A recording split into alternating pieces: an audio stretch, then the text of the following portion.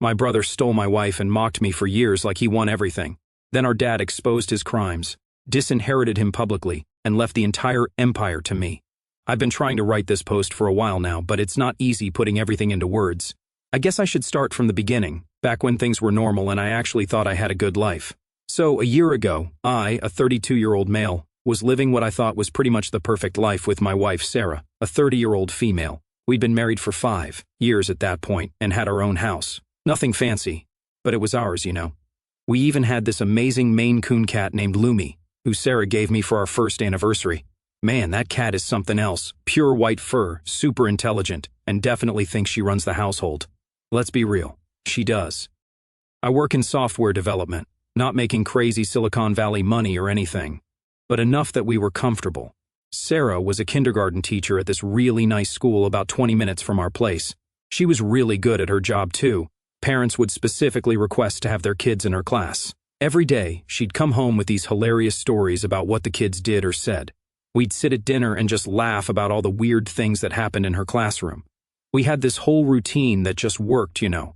Mornings were our thing. We'd get up early and have coffee together before work. Sarah would do this thing where she'd steal my coffee when she thought I wasn't looking, even though she had her own right in front of her. She said mine always tasted better for some reason. Weekends were for sleeping in. Well, trying to. Lumi had other ideas about breakfast time. We'd make pancakes and just do normal couple stuff. My older brother Jake, a 35-year-old male, was around a lot too. He worked at this big investment firm downtown, always showing up in these expensive suits and that stupid Mercedes he wouldn't shut up about. Mom and Dad basically thought he was God's gift to the family business. Dad owns this pretty successful construction company that Jake helped manage the finances for. Everyone was always talking about how successful Jake was, how smart he was with money, how he was really making something of himself. I started noticing the signs, but I didn't piece them together at the time. Jake would randomly stop by our house when he knew I was working late, always finding an excuse to be around. At family dinners, he somehow always ended up sitting next to Sarah. Then there were the little comments, subtle digs about my house, my car, or my job. Never outright insults, just these offhand remarks about how he could never settle for my lifestyle. But you don't expect that kind of thing from your own brother, right? And every time he said something, Sarah would just roll her eyes and cuddle closer to me, so I figured everything was fine. Sarah and I had all these plans we were working on. We'd been saving up for a bigger house, talking about having kids soon. She'd already picked out names, wanted to name a boy after her grandfather, stuff like that. We even started looking at houses with bigger yards because Sarah was convinced Lumi needed more space to express herself. Pretty sure Lumi just wanted more birds to watch through the windows. Man, Lumi was so excited every time we went house hunting. Sarah would hold up these cat beds or toys at different stores and ask, "What do you think of this for your new room, Lumi?" Like the cat was going to give design advice or something. But that was Sarah, always including Lumi in everything, like she was our kid. I really thought we had it all figured out. Good jobs, nice house, plans for the future, amazing cat. What more could you want, right? Sarah seemed happy too. We still did date nights every month. Still cuddled on the couch watching movies with Lumi sprawled across both our laps. She still kissed me goodbye every morning and sent me random texts during the day just to say she loved me. I know this probably sounds super boring to most people. No crazy parties or exotic vacations or anything, just normal life stuff. But I liked it. I liked coming home to Sarah and Lumi, liked our little routines, liked planning our future together, liked that Sarah seemed to want the same things I did. Yeah, Jake would make comments sometimes about how I needed to think bigger or take more risks like him. But I had everything I wanted. But funny how fast things can change. How people you trust completely can just... Yeah, but I'm getting ahead of myself. That was my life a year ago. Normal, happy, stable. The calm before everything went to hell, I guess. So, remember how I mentioned those monthly date nights with Sarah? We had this favorite Italian place called Romano's. Nothing super fancy, but the food was amazing, and they knew us there. The owner, Mario, would always save our table and bring out this special garlic bread Sarah loved. That night started normal enough. I got to Romano's early because I wanted to surprise Sarah with flowers. She'd had a rough week at work dealing with some angry parent. I remember being kind of excited because I'd also found this little cat-shaped keychain that looked exactly like Lumi, and I knew Sarah would love it. I was walking to our usual table when I saw them, Jake and Sarah, sitting in this corner booth.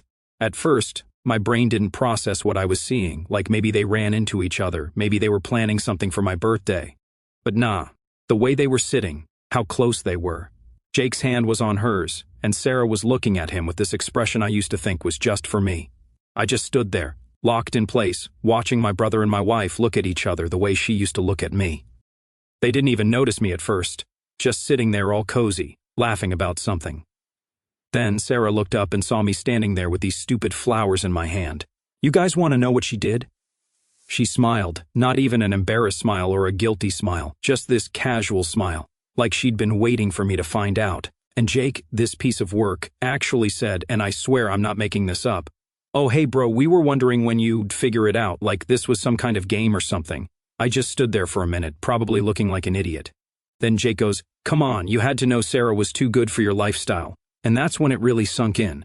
This wasn't just about Sarah. This wasn't even just about betrayal. This was about disrespect. It wasn't enough for Jake to have more money, a flashier car, or Dad's approval. He had to take my wife, and not just take her. He wanted me to see it, to know that he could step into my life, take what was mine, and win.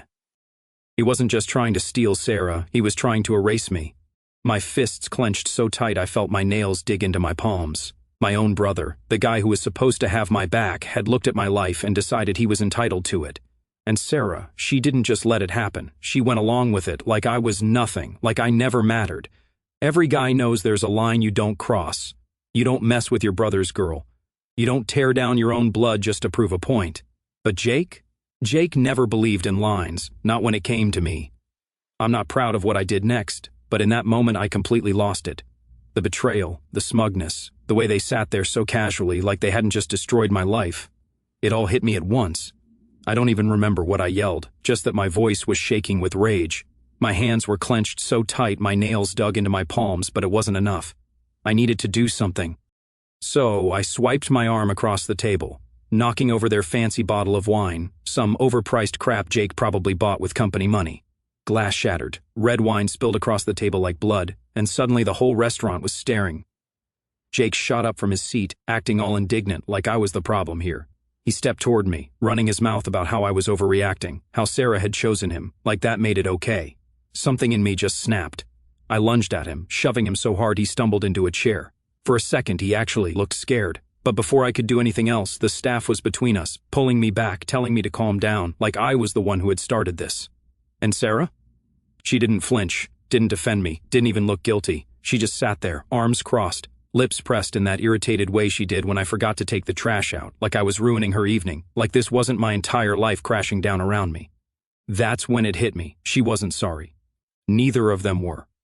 I left and drove home. Couldn't even think straight. Lumi knew something was wrong the second I walked in.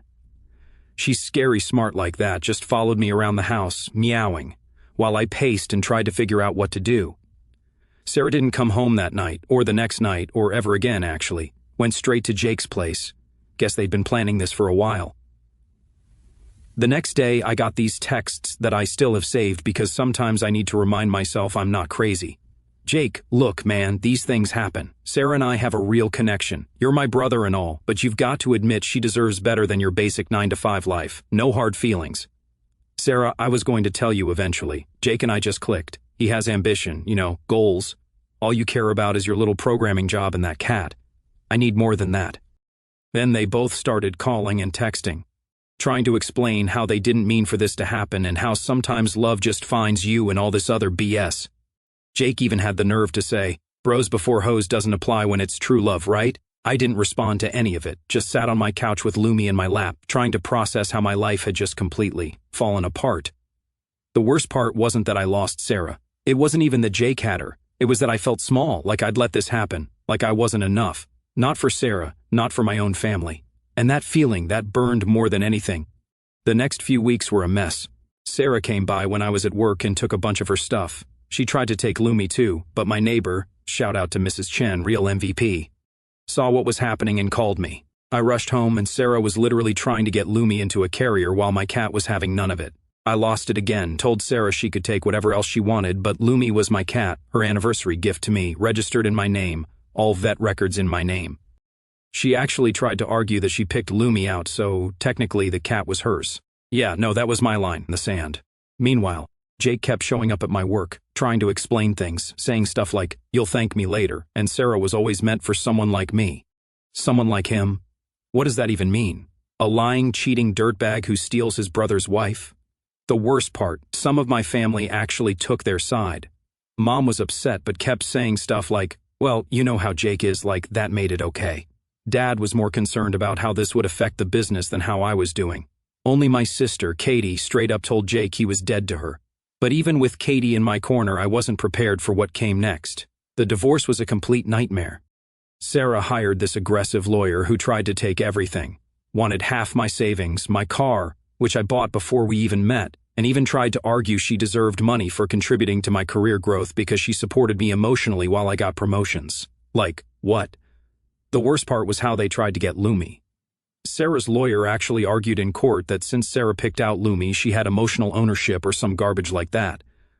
The judge shut that down real quick when I showed all the vet records, registration papers, and proof that Lumi was a gift to me. Should have seen Sarah's face when she realized she couldn't take my cat. First time her perfect little act cracked. Jake was there at every court meeting, sitting right behind Sarah like some kind of bodyguard in his expensive suits. He kept trying to talk to me in the hallways, saying stuff like, come on, man, let's be reasonable here, and you're still my brother, we can work this out, like he actually thought I'd want anything to do with him after what he did.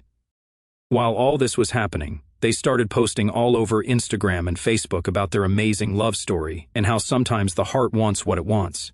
Jake even posted this long thing about how true love means taking risks and tagged Sarah in it. Made me want to throw my phone across the room. Lumi actually knocked it out of my hands once when I was getting too worked up reading their stuff. Like she knew it wasn't good for me. The divorce finally got settled after 2 months of back and forth. I kept the house. I bought it before marriage with my own savings, my car, and obviously Lumi. Sarah got her car and whatever she'd already taken from the house.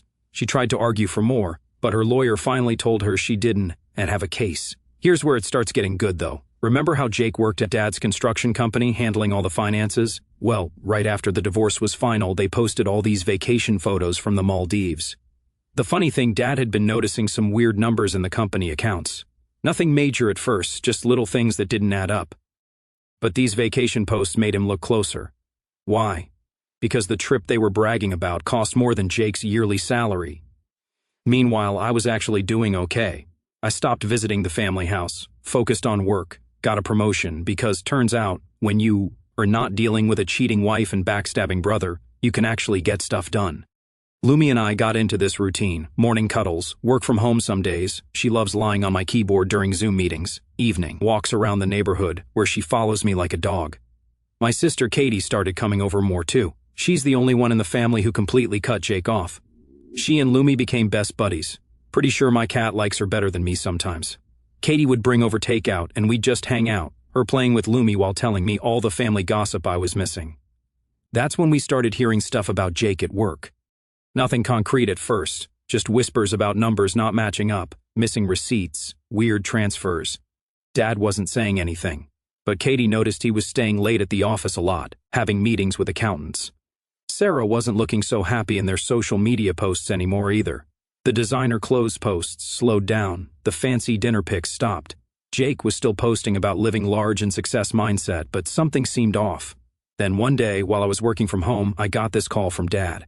His voice was different, serious in a way I'd never heard before. Family meeting tomorrow, he said. Your brother will be there. I tried to say no, but Dad cut me off. This isn't a request, and trust me, you want to be there for this. I really didn't want to go. Hadn't been to my parents' house since Jake and Sarah announced their engagement 3 months after my divorce was final. Yeah, they moved that fast, but Dad wasn't taking no for an answer. That morning was weird. Lumi somehow knew something was up. She wouldn't leave me alone while I was getting ready, kept following me around, meowing. Walking into that house was... Man, I don't know how to describe it.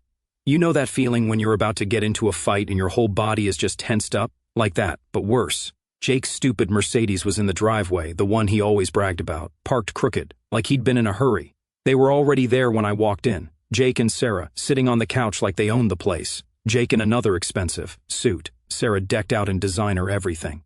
The second I walked in, Jake started with his usual crap. Hey, ugly, still driving that Toyota? He smirked. His fiancée added, how's the cat? Still your only companion? Real mature, right? I clenched my jaw, inhaling deeply through my nose. I had spent years preparing for this moment. convincing myself that if I ever saw them again, I wouldn't let them get to me, that I had grown beyond their petty jabs. But I was about to get up and leave because it didn't feel right when Dad walked in. Now, you've got to understand my dad. He's not a loud guy, doesn't yell or anything, but when he wants attention, you shut up. He's got this way of just commanding a room. He sat down at his desk, the same desk where he used to help us with homework when we were kids, and pulled out this thick folder, just set it there between us all. Nobody said anything for a minute. Then Dad looked straight at Jake and said, "Want to tell me about the Anderson contract?" Jake's face did this weird thing, like he tried to keep smirking but couldn't quite manage it. "What about it?" Dad pulled out some papers. "Interesting numbers here. Contract was for $2.4 million, but our books only show $1.8 million received. Want to explain that?" Sarah shifted in her seat.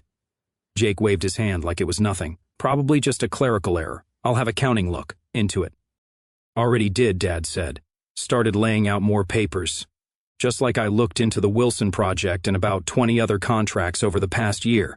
The room got really quiet. Jake's face was doing that twitchy thing it does when he's nervous. Sarah was clutching her designer purse so hard you thought she'd break it. "You really thought I wouldn't notice?" Dad asked. He wasn't yelling, almost wish he had been.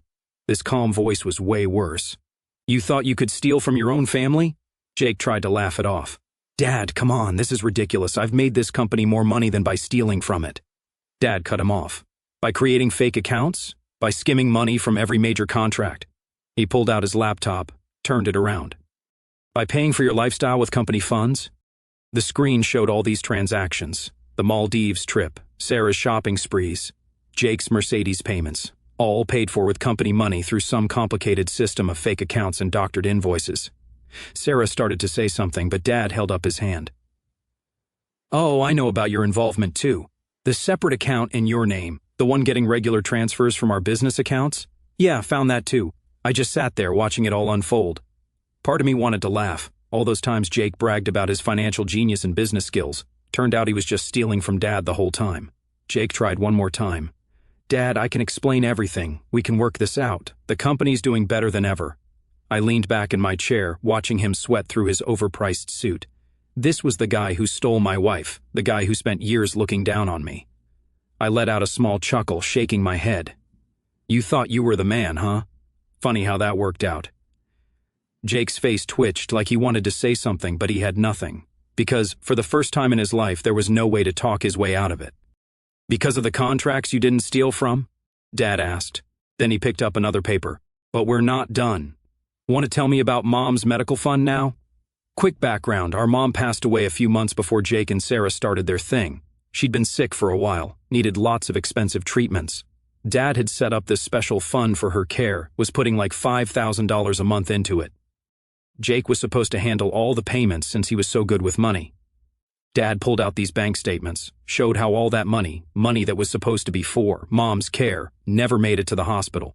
Instead, it went straight into Jake's personal accounts. While Mom was struggling in the hospital, Jake was using her medical money to buy himself fancy suits and take Sarah on expensive dates. I felt sick, like physically sick. The affair was bad enough, but this, using Mom's medical money, that's like a whole different level of messed up. Jake started stammering, trying to make excuses. There was a mix-up with the accounts. I was going to pay it back. The treatments weren't working anyway.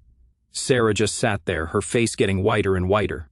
Guess she didn't know about this part, or maybe she did and just didn't care. Hard to tell with her. Dad wasn't done, though.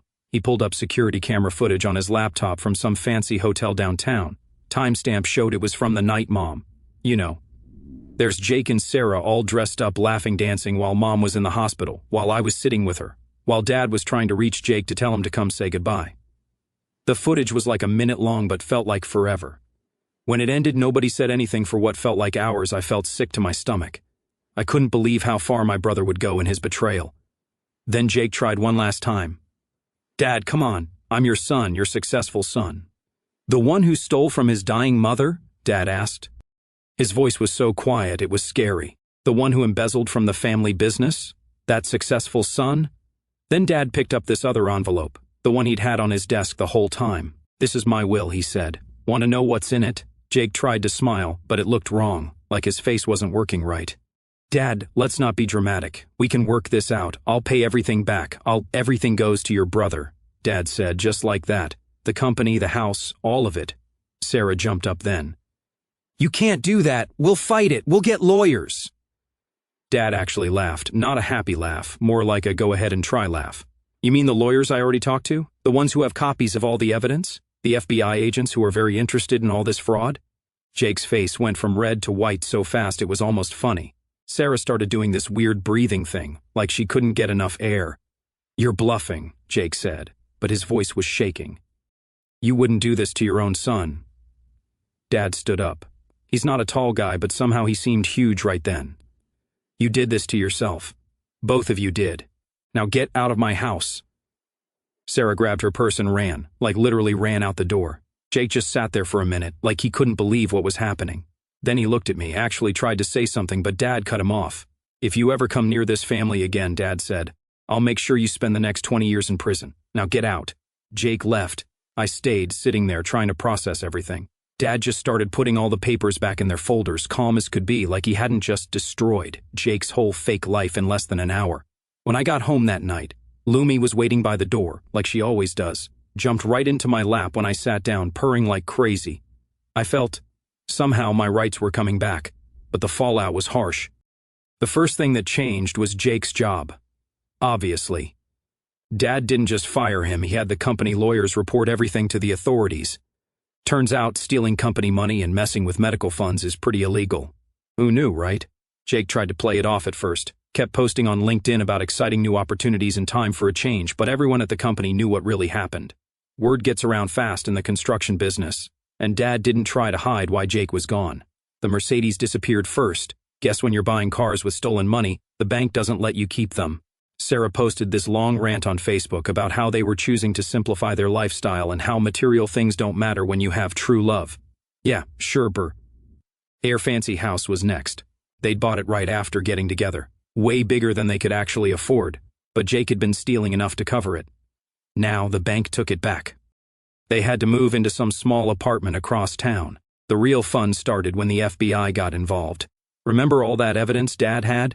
Yeah, turned out the feds were very interested in how Jake had been moving money around. They showed up at his new apartment with a search warrant and everything.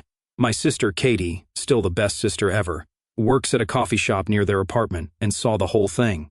Said Jake was trying to argue with the FBI agents while Sarah just stood there crying. She got it all on video, not posting it here for legal reasons, but man, watching Jake try to explain why he had all these fake company documents in his apartment was pretty satisfying. Their friends started disappearing too, all those people who'd sided with them during the affair, who'd posted supportive comments about their true love. Suddenly, they were nowhere to be found. Funny how people disappear when you can't buy them expensive dinners anymore. About a month after everything went down, Sarah suddenly reached out, sending this long, rambling message about how she never knew about the stealing and was just as much a victim as anyone. By then, word had gotten around that I was named in Dad's will, inheriting a significant share of the business, and suddenly the same woman who had torn my life apart wanted to talk. She didn't say it outright, but the subtext was obvious. I messed up, but maybe we can work things out. I didn't even bother responding, but I did send her a picture of Lumi sleeping on my desk at the company office. Yeah, Dad made me head of finance after Jake left. My cat's living a better life than both of them now, and honestly, that feels like perfect justice. But fate had its own sense of humor. A few days later, I ran into her at a coffee shop downtown, except I wasn't alone. I was with someone new, and she was everything Sarah wasn't. Sarah froze when she saw us, her eyes flicking between me and the woman laughing at something I said. For the first time since she left, she looked unsure. I made eye contact with her, held it for just a second, then turned back to my date like she didn't exist. That's when I knew she finally got it. She wasn't special. She was just a mistake I grew past. Then Jake got arrested 2 weeks ago, looking at serious time, like decades. His lawyer keeps trying to make deals, but the evidence is pretty solid. Turns out, Jake wasn't as smart with computers as he thought. The FBI found everything. Sarah filed for divorce the day after Jake's arrest, posted this whole thing on Facebook about being betrayed and how she was healing from trauma, conveniently forgetting to mention all the designer stuff she bought with stolen money. She's moved back in with her parents. Karma's funny like that. About 2 weeks after Jake went to jail, I got this call from a number I didn't recognize. Almost didn't answer it, but something told me I should. It was from the county jail. Jake's voice was different. Gone was that smug better-than-you tone. He sounded small, broken even. First thing he said was, "I really messed up, didn't I?" I just sat there, petting Lumi, who was in my lap as usual, trying to figure out what to say. Finally went with, "Yeah, you did." That's when he started crying. Actually crying.